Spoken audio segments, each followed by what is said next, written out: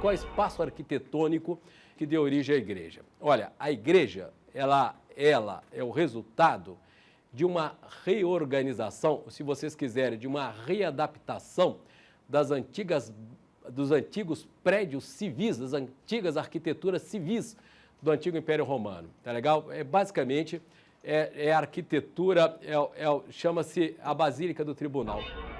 O que era uma Basílica do Tribunal? Era um prédio imenso, com uma grande espacialidade interna, onde havia ou ocorriam os julgamentos no antigo Império Romano. Eu vou tentar descrever uma basílica, porque efetivamente ela se transformara em igreja, né? Isso chama-se Basílica do Tribunal. Ou a Basílica do Mercado. Sabe o mercado? Onde havia trocas, vendas de produtos e tal? Aquela Basílica de Mercado também, ela serviu como modelo para a igreja. Por uma razão muito simples, é que a igreja precisa de muito espaço. Eu volto a dizer, o culto cristão, ao contrário do culto greco-romano, é culto de multidão. Muitas pessoas participam, por exemplo, da missa, das orações. Então, você precisa de um prédio que tenha uma extraordinária espacialidade interna, tanto os mercados quanto os tribunais. Nos tribunais, nas basílicas de tribunais, descrevendo assim de uma maneira muito genérica as basílicas de tribunais existentes em Roma, existentes em toda a extensão do Império Romano, o espaço interno era mais ou menos dessa maneira ao qual eu vou me referir. Por exemplo, o cara vai participar de um julgamento em Roma. Bom, aí ele vai até a Basílica, chama-se Basílica do Tribunal. Nesta Basílica, antes de entrar no prédio, tem uma espécie de via de acesso, quer dizer, um espaço assim, intermediário, tal, que eles denominavam de nártex. Gostaria que vocês guardassem esse nome, nártex. Nártex é uma via de acesso. Os caras entravam e aqui tinha, fazendo uma descrição assim, muito genérica, uma cerquinha de madeira, etc. tal, e esse espaço anterior era o nártex. E aqui nas duas paredes laterais da Basílica do Tribunal, havia alguns espaços assim semicirculares nas duas paredes. E lá no fundo, mas bem lá no fundo, havia um espaço assim também semicircular, tá legal, que se chamava abside. Olha o termo, é abside. E lá ficava uma espécie de juiz de última instância. Então, o cara ia participar de um julgamento. Ele chegava, então a primeira via de acesso era, como é que se chamava? Chamava-se o nártex. Aí ele ficava ali. Aí o nome do cara, o cara que ia participar do julgamento era chamado. Aí ele entrava. Aí ele ia participar dos primeiros julgamentos, em primeiras instâncias, eu estou usando um vocabulário contemporâneo, que evidentemente não se aplicava na época. Se a sua pendência não fosse resolvida naqueles espaços semicirculares, ele ia submeter a um julgamento em última instância e ficava lá no fundo, lá na abside. Então, é esse espaço que se transforma na igreja. Chama-se Basílica de Tribunal, ou a Basílica de Mercado. Ou Basílica de Tribunal, ou a Basílica de Mercado.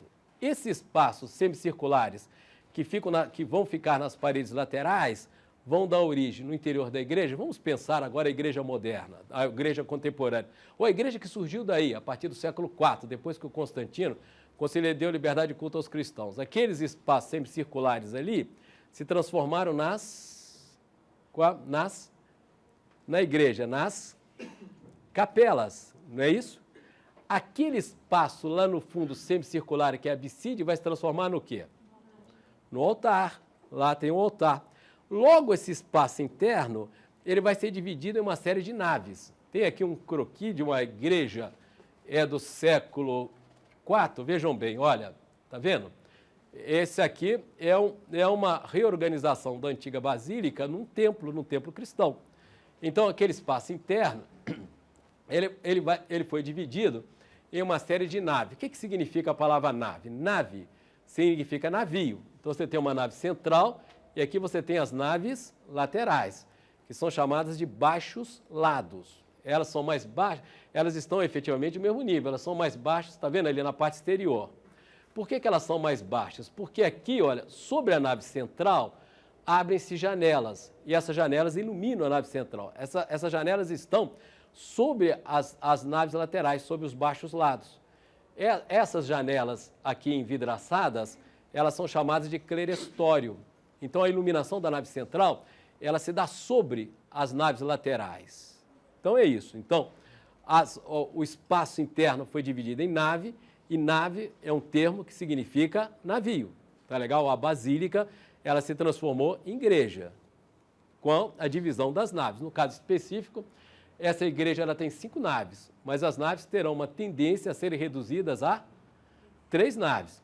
É claro que esse espaço interno, ele é altamente hierarquizado. Há espaços no interior dessa igreja que são mais importantes do que outros, não há? Qual é o espaço mais importante no interior de uma igreja? Qual é aquele que se distingue, que é o mais essencial? É o altar. Mas o altar fica naquele espaço lá no fundo, semicircular, que se chamava abside. Vejam que a abside, ela é antecedida por uma espécie de arco triunfal. Vocês se lembram, tá, do Arco do Triunfo, que aparece em Roma, tal, e que sempre que o general vitorioso de Roma, ele voltava à capital e desfilava nas ruas, ele passava no interior desses arcos do triunfo. Pois bem, o Arco do Triunfo, ele se transfere para dentro da igreja e ele antecede a abside, que é o espaço do altar. A nave central, ela é mais importante do que as naves colaterais. Tanto que, a princípio, a nave central ela era reservada aos sacerdotes. A nave da direita aos homens e a da esquerda às mulheres. Quer dizer, havia efetivamente essa separação. Então, há espaços de diferentes valores. Quer dizer, você tem uma hierarquia dos espaços no interior da igreja. Então, a nave central ela é mais importante. A abside, sem dúvida alguma, é onde o culto efetivamente é oficiado. E depois, quando, na realidade, eles acrescentam uma cúpula à igreja, os espaços que ficam no interior da cúpula também, eles se distinguem, eles se tornam mais importantes. Então, você tem no interior da igreja espaços com diferentes valores. Agora, por que isso é importante? É importante porque a hierarquia cristã, ela vai se ajustar aos diferentes valores que caracterizam o espaço interno da igreja. Por exemplo, aonde será representada a figura de Cristo? Qual é o espaço em que Cristo deve ser representado? Ou você vai representar na abside, que é efetivamente o altar. Ou então no centro da cúpula, sabe? A cúpula central, tal, você representa Cristo justamente no centro da cúpula. À medida que você vai afastando de Cristo, você são representadas as outras figuras do cristianismo. Cristo no centro, nos pendentes, por exemplo, da cúpula, os 4 evangelistas, tal. Ou lá o Cristo Todo-Poderoso, por exemplo, o Cristo Pantocrator, no altar, na abside. Então, como há diferentes valores no espaço interno arquitetônico, você pode ajustar os diferentes valores do cristianismo. Cristo, ele é mais fundamental que os santos, então ele vai ocupar a Virgem Maria. Por exemplo, você pode representar a Virgem novamente na abside, novamente no altar.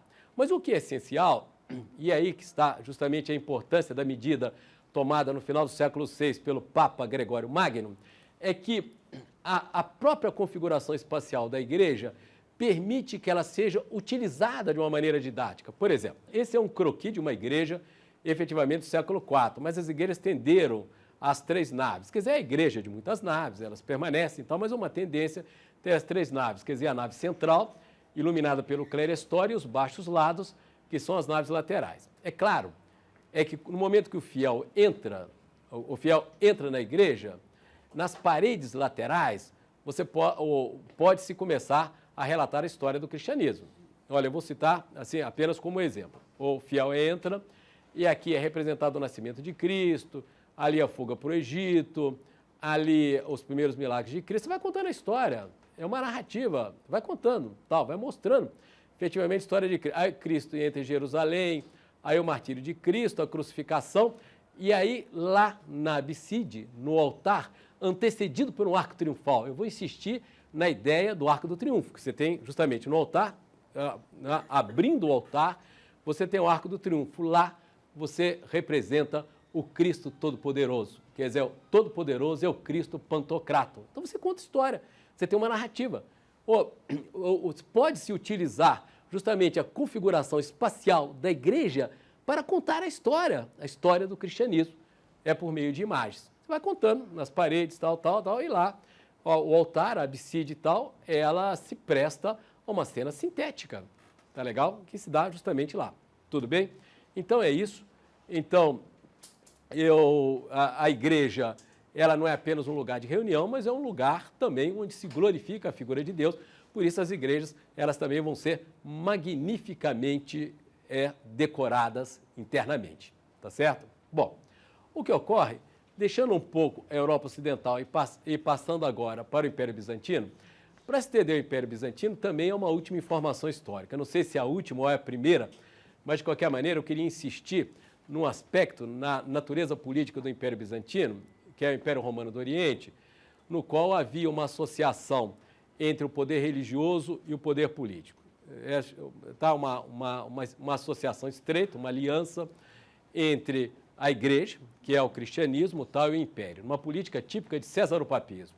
Quer dizer, há uma aliança entre o César e o Papa. Quer dizer, só existe uma religião, essa religião é o cristianismo. E só existe um poder, que é o poder do Basileus, era o nome que se dava ao imperador romano do Oriente. Então, uma associação e um apoio mútuo e uma aproximação entre duas instituições formidáveis, extremamente poderosas, que é a instituição da igreja, vitoriosa, porque ela está efetivamente associada ao império, no Oriente, no Império Bizantino, e o poder imperial, tá certo? Isso realmente tem uma decorrência artística, é que a arte bizantina, ela estará submetida a dois poderes extraordinários, a duas instituições vitoriosas, extremamente poderosas, que é a instituição cristã e a instituição imperial. Isso tem decorrências. E quais são as decorrências dessa ligação entre a arte bizantina, que é uma arte imperial?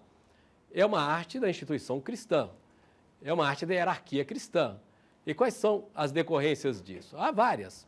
Primeiro, uma assuntuosidade, é uma arte realmente de muita pompa, que exige reverência. Eu acho que não existe nenhuma manifestação artística mais distante do barroco que a arte bizantina. É porque a arte do barroco sempre representa o Cristo sofredor, não é isso? Não é a ideia do sofredor? Não está um princípio catártico no barroco? A gente não tem efetivamente que se identificar com o sofrimento de Cristo? Tal. A arte bizantina, ela não representa o sofrimento de Cristo. Ela pode representar Cristo crucificado. Mesmo assim, será um Cristo glorioso, não sofredor, porque ela está ligada ao império. Você tem uma visão dignificada das figuras religiosas. Raramente eles representam o Cristo crucificado. Então, como será a representação do Cristo na arte bizantina? O Cristo vai ser representado como imperador, né? Como eu disse para vocês, como Pantocrator, como o Todo-Poderoso. A Virgem Maria é como a imperatriz. Tal. É uma arte ligada ao império e também ligada a uma instituição vitoriosa, como eu estava dizendo, que é efetivamente a Igreja Católica. Então tem esse momento de grande solenidade da arte bizantina, quer dizer, porque ela é vinculada ao Império Romano, ali ao Império Romano do Oriente. Mas é claro que, além da presença política, alguns princípios cristãos que vão determinar a arte bizantina, que estarão presentes na arte bizantina. E que princípios são esses? Olha, eu gostaria de ver as imagens, é muito mais fácil a gente falar vendo as imagens, mas eu gostaria de apresentar só 2 ou 3 traços característicos da pintura bizantina, da arte bizantina, e depois discutir mais detalhadamente aí as figuras tanto presentes nos mosaicos e nos ícones, já que os ícones são as pinturas sobre madeira. O primeiro traço, sem dúvida, da arte bizantina é uma certa diluição da matéria. E aí há um princípio cristão por trás disso. As figuras serão representadas, as figuras serão bidimensionais. Você não tem a sugestão do modelado. Quer dizer, eles não vão modelar jamais. Eles vão usar cores esplendentes, toda uma relação vinculada à luz, essas cores são simbólicas, elas são extremamente regradas, quer dizer, um artista, ele não pode utilizar indistintamente as cores, elas não são cores naturais, são cores simbólicas e pré-determinadas. Pré-determinadas por quem? Pré-determinadas por essas duas instituições, pré-determinadas pelo Império e pré-determinadas pela Igreja. Por exemplo, citar 2 ou 3 exemplos. O dourado deve ser utilizado para o céu.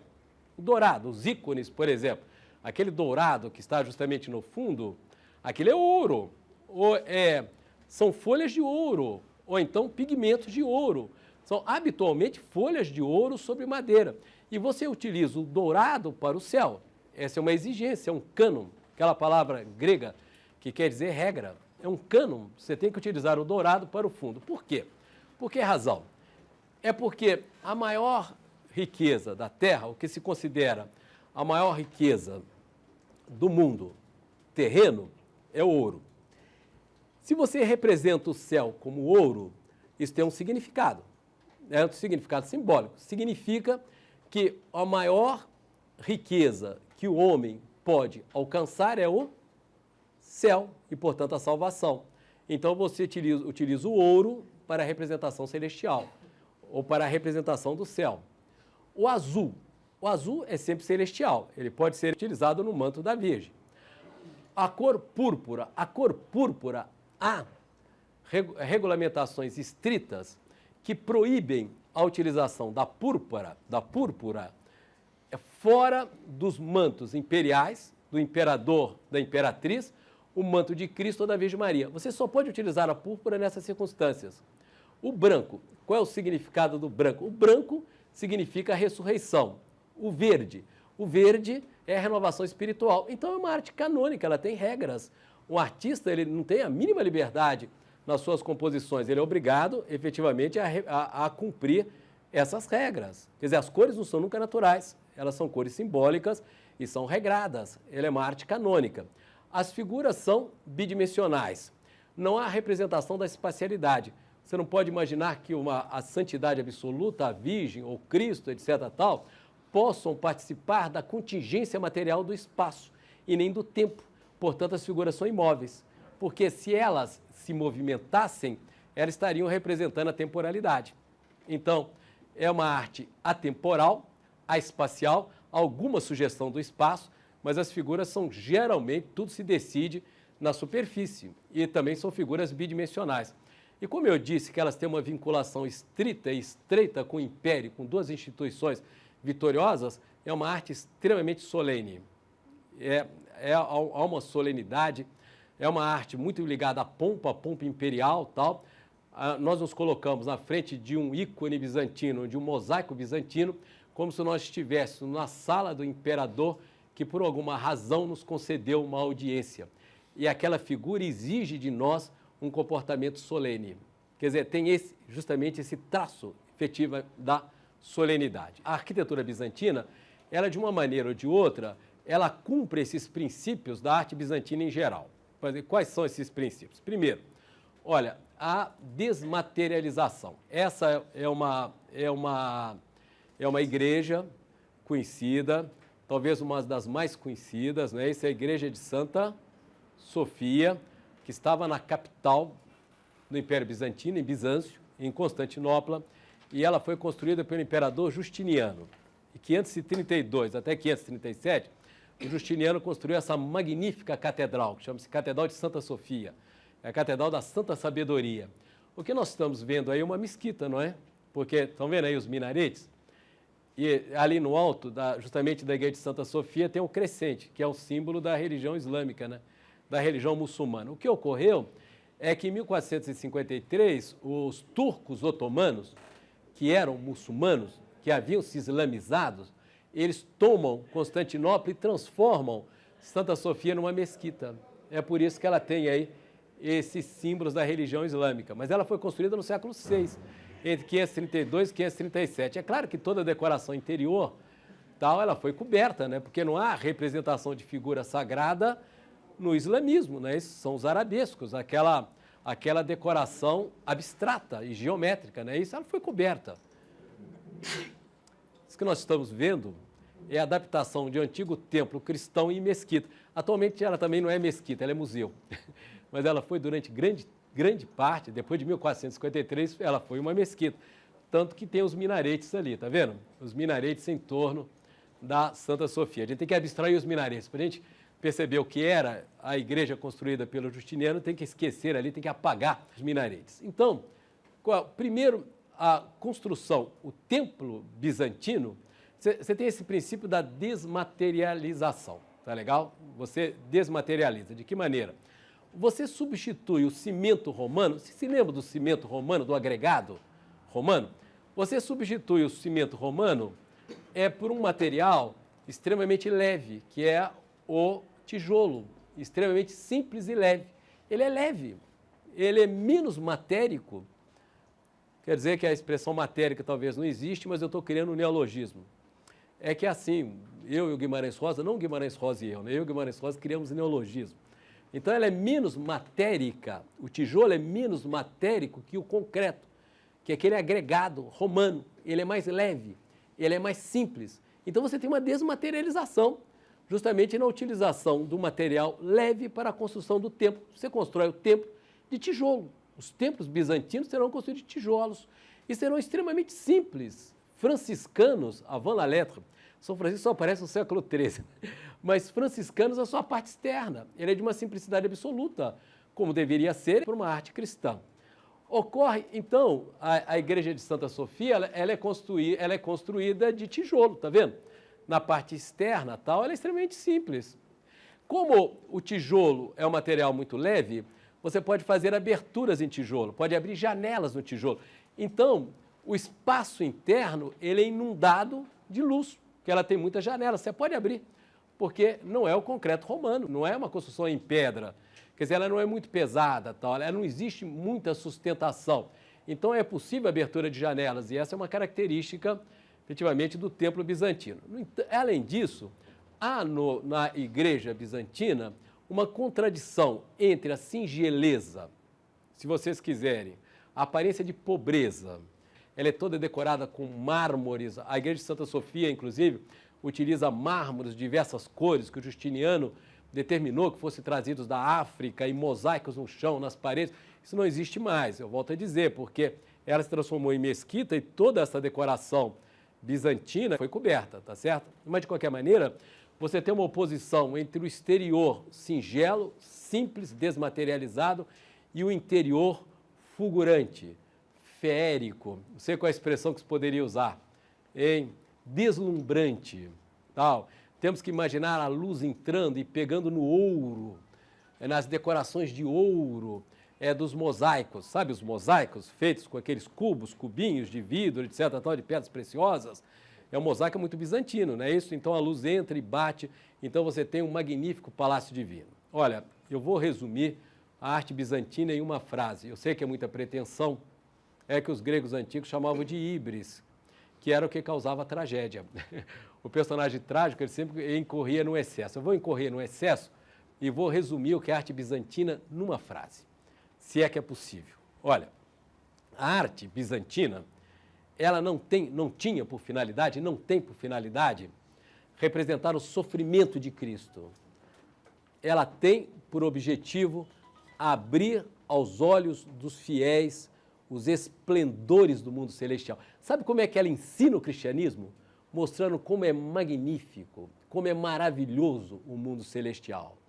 E aonde esse mundo celestial é representado? Ele é representado no interior das igrejas. Então você tem um jogo de oposição entre a singeleza da parte externa, que é efetivamente o tijolo, e a magnífica decoração interior.